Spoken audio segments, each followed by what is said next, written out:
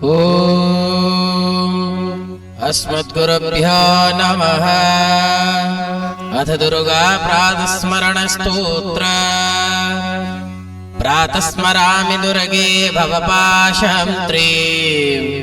शैलादिनाथ तनया तरुणार्कदेहम् वन्दारु सर्वजननीं वरदां गुणाढ्याम् त्रैलोक्यमोहहरणीं त्रिपुरेश्वरीं ताम् प्रातः नमामि च गिरीन्द्रकुमारिकां ताम् कर्पूरगौरवरदेह विभूषिताङ्गीं जपापपुष्पसदृशां रुचिरां महीमां त्रैलोक्यपालनपरां भज विश्वरूपाम् प्रातः प्रपद्ये शरणं शरणागतानां दुर्गां दयार्णवनिभां जगदेकमातृम् अम्बा त्वमस्य जगतोऽखिलपालनार्थं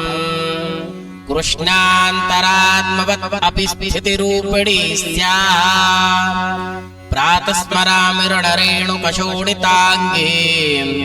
माध्वीकटौ महिसमर्दन रक्तपानां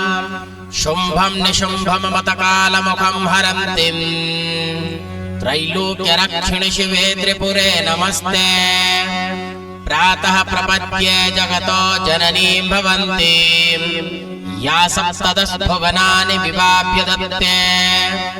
ब्रह्मा हि यस्य वदने सह विष्णुरुद्रौ त्वं विश्वमम्ब किल कारणशक्तिरूपा प्रातः प्रपद्ये शरणं परदेवतां तां दुर्गां दयार्णवनिभां जगतां विभूतिं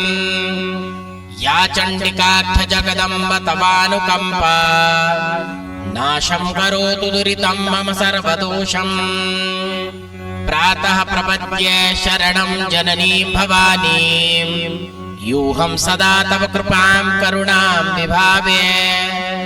आचार्य राजगौरव विनयान्वितोऽहम् पायात् सदा मम पतं सुकृतैः समृद्ध्यम् यः प्रातरे हृदये स्मरते सदा तां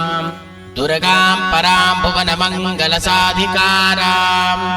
तस्य श्रियं विजयमायुश्च यशः प्रदत्ते त्रैलोक्यमङ्गलकरी भवति प्रसन्ना।